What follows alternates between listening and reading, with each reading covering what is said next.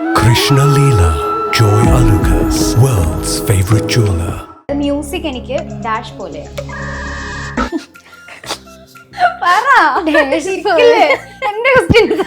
മനസ്സിലായി. എന്തായിരുന്നു question? Question ഞാൻ മറന്നു. അതിൽ നോക്കി നോക്കൂ. ഇനിയും എന്റെ കയ്യിലുള്ള ക്വസ്റ്റ്യൻ തീർന്നു കഴിഞ്ഞല്ലേ? സന്തോഷമായി. അപ്പൊ ശിഖ എന്നോട് ആദ്യം വന്നപ്പോ ചോദിച്ചു പാടുമോന്ന് ചോദിച്ചു. ബേസിക്കലി ഞാൻ പാടാത്ത ഒരാളാണ്, ഞാൻ ബാത്റൂം സിംഗറാണ്.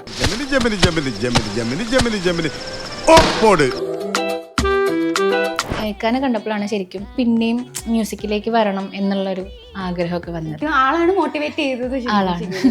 എൻ്റെ അച്ഛൻ്റെയും അമ്മയുടെയും പണി രണ്ടാമത് എടുത്തത് പുള്ളിയാണ്. അത്രയും മോട്ടിവേറ്റ് ചെയ്തുകൊണ്ടാണ് ഞാൻ പിന്നെയും മ്യൂസിക്കിലേക്ക് വന്നതും. ഇൻഡോ കാസ്റ്റ് മാരേജ് ആണല്ലോ, എത്രത്തോളം സ്ട്രഗിൾസ് ഉണ്ടായിരുന്നു? ആ ബിഗിനിങ് ഇതിലൊക്കെ കുറച്ച് ഷോക്കും പരിപാടികളൊക്കെ ആയിരുന്നു. എനിക്ക് ആകെ എൻ്റെ അച്ഛനമ്മയും ഫൈസിയുടെ അച്ഛനമ്മയും അവർ ഹാപ്പി ആണെന്ന് മാത്രമേ നമുക്ക് ഉണ്ടായിരുന്നുള്ളൂ. സാധാരണ നോർമൽ മാരേജ് നടക്കുന്നതിനേക്കാളും അടിപൊളിയായിട്ട് നമ്മുടെ കല്യാണം നടന്നത് 2 ദിവസമായിട്ടാണ് നടന്നത്.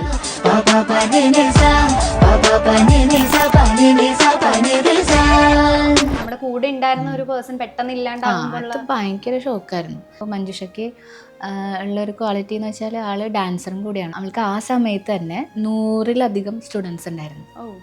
അവളുടെ ഇൻകം കൊണ്ട് അവളുടെ കല്യാണത്തിന് അവള് പൈസ സേവ് ചെയ്യണം, അങ്ങനെയൊക്കെയാണ് ആഗ്രഹം.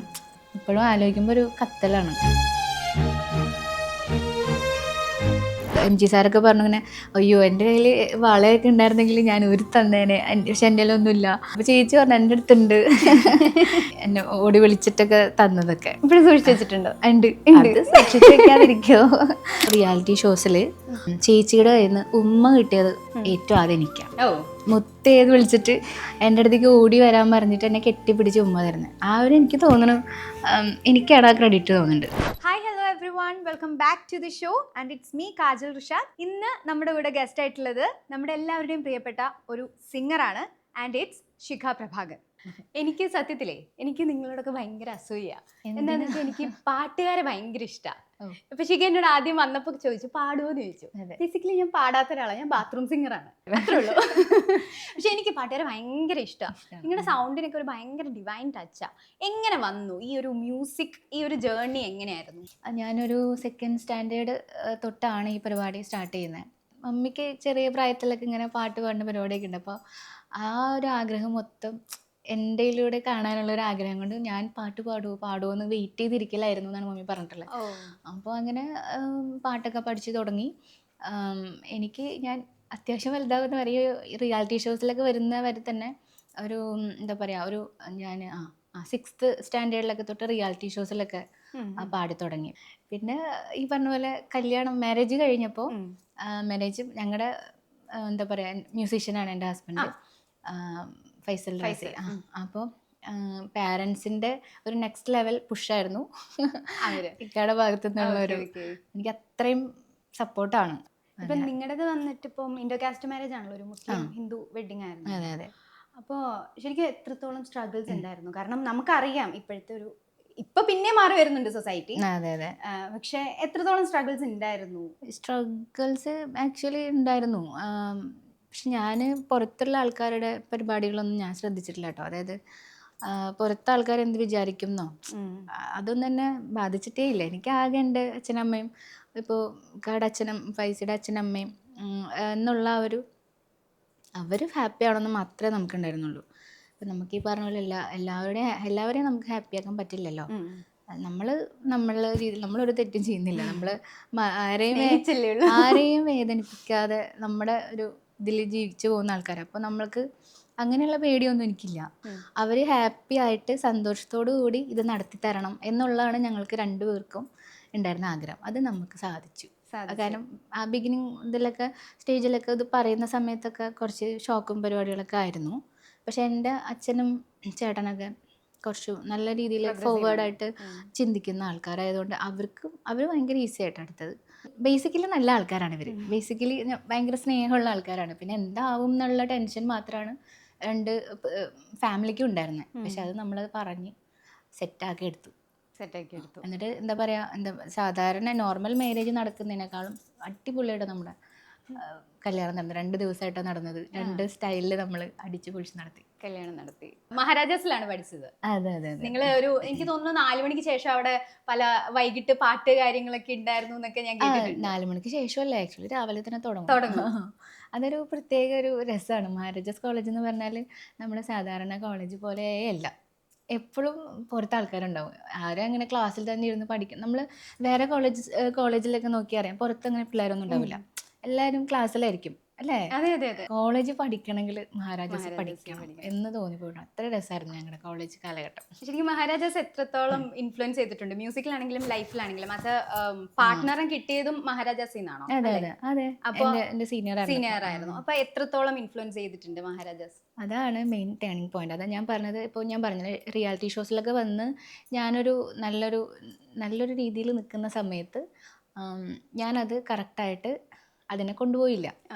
ഞാൻ എന്താണ്, എനിക്ക് MBA എടുക്കണം, അല്ലെങ്കിൽ വേറൊരു മൂഡായിരുന്നു ഞാൻ ആ സമയത്ത്. MBAക്ക് പോകണം, അങ്ങനത്തെ ജോലി ചെയ്യണം, അങ്ങനെയൊക്കെ ഒരു വൈബായി പോയി. എന്താണെന്ന് അറിയില്ല, അങ്ങനെയൊക്കെ ആയിപ്പോയി. പക്ഷേ പാട്ട് എന്നുള്ള സംഭവം ഉണ്ടല്ലോ, കുറച്ച് കാലത്തേക്ക് ഞാൻ മാറ്റി വെച്ചതല്ല, ഞാൻ അങ്ങനെ മറന്നുപോയി. ഞാൻ ഇങ്ങനെ ഒഴുകി നടക്കുന്ന ഒരാളാണ്. അപ്പോൾ അങ്ങനെ അടിച്ചു പൊളിച്ച് നടന്ന് പിന്നെ കോളേജ് എൻജോയ് ചെയ്യാനുള്ള ആ ഒരു മൂഡിലൊക്കെ ഇങ്ങനെ നടക്കുമായിരുന്നു. മഹാരാജാസിൽ വന്നപ്പോഴാണ്, ഇക്കാനെ കണ്ടപ്പോഴാണ് ശരിക്കും ഇക്കാൻ്റെ ഒരു എന്താ പറയുക, ഭയങ്കര പാഷനേറ്റ് ആയിട്ടുള്ള ഒരാൾ. മൊത്തത്തിൽ അങ്ങനെ കോളേജ് മൊത്തം അങ്ങനത്തെ ഒരു ആർട്ടിസ്റ്റ് പരിപാടിയാണ്. എല്ലാവർക്കും എന്തെങ്കിലുമൊക്കെ കഴിവുണ്ടാവും. അങ്ങനെയൊക്കെയുള്ളൊരു ഭയങ്കര രസമുള്ളൊരു വൈബാണ്. അപ്പം അങ്ങനെ കണ്ട് വീണ്ടും ഞാൻ മ്യൂസിക്കിനെ കുറിച്ച് സംസാരിക്കാനും പുള്ളിയുടെ അടുത്തായാലും ഡിസ്കഷൻസ് കുറേ നടന്നു. അപ്പോഴാണ് എനിക്ക് പിന്നെയും മ്യൂസിക്കിലേക്ക് വരണം എന്നുള്ളൊരു ആഗ്രഹമൊക്കെ വന്നത്. ആളാണ് മോട്ടിവേറ്റ് ചെയ്തത്. രണ്ടാമത് എൻ്റെ അച്ഛൻ്റെയും അമ്മയുടെയും പണി രണ്ടാമത് എടുത്തത് പുള്ളിയാണ്. അതിൻ്റെ ഡബിളായിട്ട് അത്രയും മോട്ടിവേറ്റ് ചെയ്തുകൊണ്ടാണ് ഞാൻ പിന്നെയും മ്യൂസിക്കിലേക്ക് വന്നത്. ശരിക്കും സ്റ്റാർ സിംഗർ ത്രൂ കിട്ടിയ ഒരു ഞാൻ വളരെ പേഴ്സണൽ ക്വസ്റ്റ്യൻ ആണ്. അതായത് മഞ്ജുഷ നമ്മുടെ സ്റ്റാർ സിംഗറിൽ ഉണ്ടായിരുന്നതാണ്. നിങ്ങളുടെ കൂടെ ഒരു കണ്ടസ്റ്റന്റ് ആയിരുന്നു. ഇപ്പൊ നമ്മുടെ കൂടെ ഇല്ല ആള്. അപ്പോൾ ആളായിട്ട് എങ്ങനെയായിരുന്നു സ്റ്റാർ സിംഗറിന്റെ ടൈമിലാണെങ്കിലും എന്തെങ്കിലും മൊമെന്റ്സ് ഉണ്ടോ? ഞങ്ങൾ മൊമെന്റ്സ് ഉണ്ട്, കാരണം ഞങ്ങൾ ഭയങ്കര കൂട്ടായിരുന്നു. ശരിക്കും ആ ടൈമിൽ നമ്മൾ കുറേ ദിവസം അവിടെ സ്റ്റേ ചെയ്യുമായിരുന്നല്ലോ, ഞാൻ പറഞ്ഞത്. ഗ്രൂമിങ് സെഷൻസ് ഉണ്ടാവും. അപ്പോൾ ഒരു 4-5 ദിവസം, ആദ്യത്തെ ദിവസങ്ങളിലൊക്കെ നമുക്ക് ഒരു 5-6 ദിവസമൊക്കെ മുന്നേ നമ്മൾ അവിടെ തന്നെ ഉണ്ടാവും. അപ്പോൾ അറിയാമല്ലോ, നമ്മൾ ഒന്നിച്ച് താമസിക്കുന്നു, ഒന്നിച്ച് ഫുഡ് കഴിക്കുന്നു, നമുക്ക് കുറേ ഫ്രീ ടൈം ഉണ്ടാവും. അപ്പോൾ നമ്മൾ ഒന്നിച്ച് പുറത്ത് പോകുന്നു, അങ്ങനെയൊക്കെ ഉണ്ട്. അത് കഴിഞ്ഞ് നമ്മൾ രാത്രി സ്ലീപ്പ് ഓരോ ഒന്നിച്ചായിരിക്കും. അപ്പം അമ്മമാരെയൊക്കെ നമ്മൾ റൂമിലാക്കിയിട്ട് നമ്മൾ, അപ്പം ഞാൻ നയന ചേച്ചി, പ്രീതി ചേച്ചി, ഈ പറഞ്ഞ പോലെ മഞ്ജുഷ, ഞങ്ങൾ 4 പേരാണ് ഈ പറഞ്ഞ പോലെ ഒരുമിച്ച് റൂമിൽ നമ്മൾ ഒരുമിച്ച് നിന്ന് TV ഒക്കെ കണ്ട് നമ്മളിങ്ങനെ ചില്ല് ചെയ്തിരിക്കും. അപ്പോൾ അതുപോലെ കുറേ തമാശകളായാലും നമ്മൾ അങ്ങോട്ടും ഇങ്ങോട്ടൊക്കെ ഷെയർ ചെയ്യുന്ന ഭയങ്കര രസമായിരുന്നു ആ സമയത്ത്. നമുക്ക് മനസ്സിലാവും, കാരണം നമ്മുടെ കൂടെ ഉണ്ടായിരുന്ന ഒരു പേഴ്സൺ പെട്ടെന്ന് ഇല്ലാണ്ടാവുമ്പോൾ ഭയങ്കര ഷോക്കായിരുന്നു. കാരണം അതൊരു സാധാരണ ഒരു ഇൻസിഡൻ്റ് ആയിരുന്നില്ലല്ലോ. അപ്പം നമുക്കതൊരു ഭയങ്കര ഷോക്ക് തന്നെയായിരുന്നു. അവരുടെ ഫാമിലി ആയിട്ട് ഇപ്പോഴും ഉണ്ട്. നമ്മളൊക്കെ എൻ്റെ മമ്മയും അവരുടെ ആൻറ്റിയൊക്കെ ഭയങ്കര ക്ലോസ്ഡ് ആയിരുന്നു. നമ്മളെല്ലാവരും ഒരു ഫാമിലി പോലെയായിരുന്നു ആ സമയത്ത്. ശരിക്കും ഇങ്ങനെ ഇരിക്കേണ്ട ഒരു പേഴ്സൺ ആയിരുന്നു അത്. തീർച്ചയായിട്ടും. അവൾക്ക് ഇപ്പോൾ മഞ്ജുഷയ്ക്ക് ഉള്ളൊരു ക്വാളിറ്റി എന്ന് വെച്ചാൽ ആള് ഡാൻസറും കൂടിയാണ്. ഡാൻസാണ് അവളുടെ ആക്ച്വലി അവൾ മെയിനായിരുന്നു. അവൾക്ക് ആ സമയത്ത് തന്നെ 100-ലധികം സ്റ്റുഡൻസ് ഉണ്ടായിരുന്നു. ആ സമയത്ത് ഞങ്ങൾ പ്ലസ് 2 പഠിക്കുന്ന സമയമാണ്. ആ സമയത്ത് തന്നെ അവൾക്ക് 100 സ്റ്റുഡൻസ് ഉണ്ടായിരുന്നു. അത് തന്നെ വലിയ കാര്യമല്ലേ. അപ്പോൾ ഡാൻസിന് അവൾ ഭയങ്കര രസമായിരുന്നു അവളുടെ ഡാൻസ് കാണാനും. അവൾ എന്താ പറയുക, അവൾ സേവിങ്സും കാര്യങ്ങളൊക്കെ ചെയ്യുന്നതിനെ പറ്റിയൊക്കെ പറയാറുണ്ട്. അവളുടെ ഇൻകം കൊണ്ട് അവളുടെ കല്യാണത്തിന് അവൾ എന്താ പറയുക, പൈസ സേവ് ചെയ്യണം, അങ്ങനെയൊക്കെയാണ് ആഗ്രഹം. അന്നോട്ടെ ഗോൾഡൊക്കെ എടുത്ത് അങ്ങനത്തെ വെക്കണം, അങ്ങനെയൊക്കെയുള്ളൊരു ഭയങ്കര ദീർഘവീക്ഷണമൊക്കെ ഉള്ള ഒരാളായിരുന്നു. നമുക്കത് ഭയങ്കര ഷോക്കായിരുന്നു. ഇപ്പോഴും ആലോചിക്കുമ്പോൾ ഒരു കത്തലാണ് അങ്ങനെ. ഓക്കെ, എനിവേ ചിത്ര ചേച്ചിയുടെ ഒരു കയ്യിൽ നിന്ന് കിട്ടിയ ഒരു ഗിഫ്റ്റിന്റെ ഒരു കാര്യം ഞാൻ കേട്ടിട്ടുണ്ട്. ചേച്ചിയുടെ കയ്യിൽ നിന്ന് ഒരു വളയാണ് എനിക്ക് കിട്ടിയത്. അപ്പം പാടുന്ന നമ്മൾ ചാലഞ്ചിങ് റൗണ്ടിൽ നമ്മൾ പാട്ട് പാടിയതിനാണ് എനിക്ക് പാട്ട് പാടി കഴിഞ്ഞപ്പോൾ എല്ലാവരും ഈ പറഞ്ഞ പോലെ MG സാറൊക്കെ പറഞ്ഞു ഇങ്ങനെ, അയ്യോ എൻ്റെ കയ്യിൽ വളയൊക്കെ ഉണ്ടായിരുന്നെങ്കിൽ ഞാൻ ഒരു തന്നേനെ, പക്ഷെ എൻ്റെ കയ്യിലൊന്നുമില്ല. അപ്പോൾ സാറ് പറഞ്ഞു എൻ്റെ അടുത്തൊന്നുമില്ല. അപ്പോൾ ചേച്ചി പറഞ്ഞു എൻ്റെ അടുത്തുണ്ട്, ഞാനത് കൊടുക്കാൻ പോവാണ് എന്നൊക്കെ പറഞ്ഞിട്ട് എന്നെ ഓടി വിളിച്ചിട്ടൊക്കെ തന്നതൊക്കെ സൂക്ഷിച്ചു വെച്ചിട്ടുണ്ട്. ഉണ്ട്. അത് സൂക്ഷിച്ച് വെക്കാതിരിക്കോ? അത് മാത്രമല്ല, എനിക്ക് തോന്നുന്നു റിയാലിറ്റി ഷോസിൽ ചേച്ചിയുടെ കയ്യിൽ നിന്ന് ഉമ്മ കിട്ടിയത് ഏറ്റവും ആദ്യം എനിക്കാണ്. കാരണം അത് സ്റ്റാർ സിംഗറിലല്ല, അതിന് മുന്നേ വേറൊരു റിയാലിറ്റി ഷോ ഉണ്ടായിരുന്നു, 2 crore ആപ്പിൾ മെഗാ സ്റ്റാർസ് പറഞ്ഞിട്ട്. അപ്പം അതിലാണ് ചേച്ചി ആദ്യമായിട്ട് ജഡ്ജായിട്ട് ഇരിക്കുന്നത്. അപ്പം അന്ന് എനിക്കാണ് ചേച്ചി ആദ്യമായിട്ട് മുത്തേത് വിളിച്ചിട്ട് എൻ്റെ അടുത്തേക്ക് ഓടി വരാൻ പറഞ്ഞിട്ട് എന്നെ കെട്ടിപ്പിടിച്ച് ഉമ്മ തരുന്നത്. ആ ഒരു എനിക്ക് തോന്നുന്നു എനിക്കാണ് ആ ക്രെഡിറ്റ് തോന്നുന്നുണ്ട്. അതിന് ശേഷമാണ് എല്ലാ പിള്ളേർക്കും കിട്ടിയിട്ടുള്ളൂ. അത് ഏത് പാട്ടായിരുന്നു? അത് പട്ടത്തരാണി എന്ന് പറഞ്ഞിട്ടൊരു എല്ലാർ ഈശ്വരി അമ്മ പാടിയിട്ടുള്ള പട്ടത്തരാണി എന്ന് പറഞ്ഞൊരു പാട്ടാണ്. ആ പാട്ട് പാടി കഴിഞ്ഞപ്പോഴാണ് ഭയങ്കര രസമുള്ളൊരു പാട്ടാണത്. അപ്പോൾ അത് കഴിഞ്ഞപ്പോഴാണ് ചേച്ചി ഇങ്ങനെ ഓടി വാ മുത്തേ എന്ന് പറഞ്ഞിട്ട്. അപ്പം ഞാൻ ഓടിപ്പോയി. അപ്പം ചേച്ചി കെട്ടിപ്പിടിച്ച് ഉമ്മ വെച്ചു. അപ്പം ഞാനെപ്പോഴും സത്യം പറഞ്ഞാൽ ഈ അടുത്ത് ന്യൂ സ്റ്റാർ സിംഗേഴ്സ് ഉണ്ടല്ലോ, അപ്പോൾ അവരുടെ അടുത്ത് ഞാൻ പോയപ്പോൾ ഞാൻ പറഞ്ഞു അവർക്കൊക്കെ ഇപ്പോൾ ഉമ്മയൊക്കെ കൊടുക്കുന്നുണ്ട് ചേച്ചി, പക്ഷേ എനിക്ക് ആർക്ക് കിട്ടിയാലും എനിക്കാണ്, എനിക്ക് തോന്നുന്നു കേരളത്തിൽ ആദ്യമായിട്ട് എനിക്ക് കിട്ടുന്നുണ്ട്. ആ ഒരു ക്രെഡിറ്റ് എനിക്കാണ് എന്നൊക്കെ ഞാൻ പറയും അവിടെ പോയിട്ട്. നമുക്ക് ഒരു 1-2 സെഗ്മെന്റിലേക്ക് പോവാം. ജസ്റ്റ് ഒരു റാപ്പിഡ് ഫയർ എന്നുള്ള രീതിയിലാണ്. അപ്പം ഞാൻ പറഞ്ഞു, നേരത്തെ പറഞ്ഞില്ല, എനിക്ക് സമയം ആലോചിക്കാൻ സമയം വേണം. ബോറടിച്ചിരിക്കുമ്പോൾ പാടുന്ന സോങ് ഏതാ? ബോറടിച്ചിരിക്കുമ്പോൾ പാട്ട് പാടാറുണ്ടോ? ഞാൻ ആലോചിക്കട്ടെ. ബോറടിച്ചിരിക്കുമ്പോൾ അങ്ങനെയൊന്നുമില്ലടാ. നമ്മൾ ബോറടിക്കുന്നുണ്ട് അന്ന് ഈ പാട്ട് പാടിയല്ലോ, അങ്ങനെയൊന്നുമില്ല. ബോറടിച്ചിരിക്കുമ്പോൾ അപ്പം ചെയ്യാൻ തോന്നുന്നത് എന്താ വെച്ചാൽ അത് ചെയ്യും. മ്യൂസിക് അല്ലാതെ എന്ത് ടാലൻ്റ് ഉള്ളത്? ഡാൻസ്. ഒരു കാര്യം അറിയോ, ഞാൻ ആദ്യം ഡാൻസാണ് പഠിച്ചത്. അപ്പോൾ ഡാൻസ് ഭരതനാട്യം അതാണ് ആദ്യം പഠിച്ചത്. അത് പഠിച്ചിട്ട് അതിൻ്റെ പാട്ട് ഞാൻ പാടുന്നത് കേട്ടിട്ടാണ് മമ്മിക്ക് മനസ്സിലായത് ഞാൻ പാട്ട് പാടുമെന്നുള്ളത്. അങ്ങനെ ഒരു 8th സ്റ്റാൻഡേർഡ് വരെയൊക്കെ ഫുൾ കോമ്പറ്റീഷനും പരിപാടികളൊക്കെ ആയിരുന്നു. ഞാൻ ഭരതനാട്യം, നാടോടി നൃത്തം, ഇതിൽ രണ്ടിലും ഫസ്റ്റ്. ഞാനിത് ഫൈസൽക്കാരുടെ അടുത്ത് പറയുമ്പോൾ മതി എന്ന് പറയാം. പഴയ ഏതെങ്കിലും ഒരു സോങ് ഷിഖയ്ക്ക് റീമിക്സ് ചെയ്യാൻ തോന്നിയാൽ, അതായത് അതിന്റെ ഒരു വേറൊരു വേർഷനിലേക്ക് ഇപ്പൊ മാറ്റി. അപ്പൊ ഈ ഒരു ഇന്ന സോങ് നിന്ന് ഞാൻ നോക്കി വെച്ചിട്ടില്ല. ഞാൻ ഒരു ഈ ഇളയരാജ സർ ഫാനാണ് ഞാൻ. അൺപ്ലഗ്ഡ് വേർഷൻ, ഞാൻ ആ വേർഡ് തപ്പിക്കൊണ്ടിരുന്നു, മറന്നുപോയായിരുന്നു. അൺപ്ലഗ്ഡ് ആണോ ഉദ്ദേശിച്ചത്? റീമിക്സ് അൺപ്ലഗ്ഡ് ആണ് ഞാൻ ഉദ്ദേശിച്ചത്.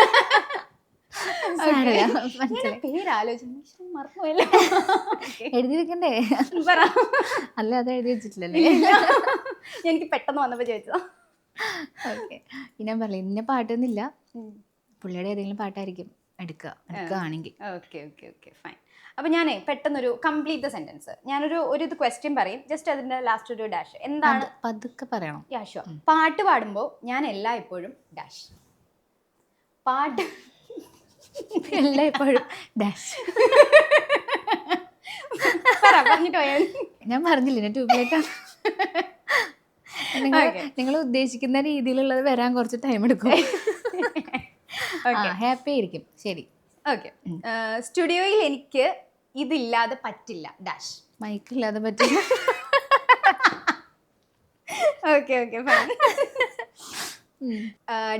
ഹസ്ബൻഡിന് ഡെഡിക്കേറ്റ് ചെയ്യാൻ ആഗ്രഹമുള്ള പാട്ട് ഡാഷ്. മരിയാനിലെ പാട്ട് നേറ്റർ. ഇതൊന്ന് പാടാൻ പറ. സത്യം അതിനുള്ള ഇതില്ലല്ലോ ദൈവമേ. പാടാം, ശരിയാവില്ല. വേണ്ട, ഷോ ഉള്ളതല്ലേ, കുഴപ്പമില്ല. ഷോ ഉള്ളതുകൊണ്ട് മാത്രല്ല, പറ്റുന്നില്ലടാ, പാടാൻ പറ്റുന്നില്ല, അതുകൊണ്ടാ. നേറ്റ് അവളിരുന്താൽ എന്നാണ് എൻ്റെ ആ പാട്ട് കേൾക്കുമ്പോൾ എനിക്ക് എപ്പോഴും അങ്ങനെ ഓർമ്മയൊക്കെ വരാറുണ്ട്. ഓക്കെ. സംഗീതം, അതായത് മ്യൂസിക് എനിക്ക് ഡാഷ് പോലെയാണ്. Dash ഇരിക്കില്ലേ? എന്റെ ക്വസ്റ്റ്യൻ സംഗീതം മനസ്സിലായി. തോന്നി. സംഗീതം ഇല്ലെങ്കിൽ ഇല്ലെങ്കിൽ അങ്ങനെ പറയാൻ പറ്റില്ല. സംഗീതം ഇല്ലെങ്കിലും ഞാൻ ജീവിക്കും, അത് വേറെ കാര്യം. പക്ഷെ അങ്ങനെയല്ല, നമുക്ക് എന്തില്ലെങ്കിലും നമ്മൾ ജീവിച്ചല്ലേ പറ്റുള്ളൂ. പക്ഷെ സംഗീതമാണ് എല്ലാം. ശിഖയുടെ പ്ലേലിസ്റ്റിൽ റിപ്പീറ്റ് ആയിട്ട് പോകുന്ന സോങ് ഡാഷ്. അത് മനസ്സിലായി. ഡാഷിൻ്റെ ആവശ്യമില്ലായിരുന്നു ഇവിടെ. പറഞ്ഞോ. കുറേ പാട്ടുണ്ട്. കുറെ പാട്ടുണ്ട്. രാജാ സാറിൻ്റെ സോങ് ആയിരിക്കും ഞാൻ എപ്പോഴും, ഇളയരാജ സാറിന്റെ ഇളയരാജ സാറിൻ്റെ സോങ് ആയിരിക്കും എപ്പോഴും കേൾക്കാം. കേൾക്കാം. ഓക്കെ. ശിഖയ്ക്ക് ഇൻസ്പിറേഷൻ ആയിട്ടുള്ള ഗായിക അല്ലെങ്കിൽ ഗായകൻ? ശരിക്കും ഞാനൊക്കെ ഇപ്പോൾ റിയാലിറ്റി ഷോസിലൊക്കെ കൂടെ വന്നുകൊണ്ടൊക്കെ ചിത്ര ചേച്ചീനൊക്കെ ഭയങ്കര ഇൻസ്പയർഡ് ആയിട്ടുണ്ട് ഞാൻ. ചേച്ചി ആക്ച്വലി അവർ തന്നെയാണ് എൻ്റെ ഒരു ഇൻസ്പിറേഷൻ. ഓക്കെ. എനിക്ക് വെറുതെ ഇങ്ങനെ നിന്ന് പെർഫോം ചെയ്യണമെന്ന് ഇഷ്ടമല്ല. അപ്പോൾ എൻ്റെ ഷോസ് കണ്ടിട്ടുണ്ടെങ്കിൽ മനസ്സിലാവും. എനിക്കിങ്ങനെ ഫുൾ ടൈം ഇങ്ങനെ ചാടി നിൽക്കുന്ന ഇഷ്ടം. അങ്ങനെയാണ് ഇഷ്ടം.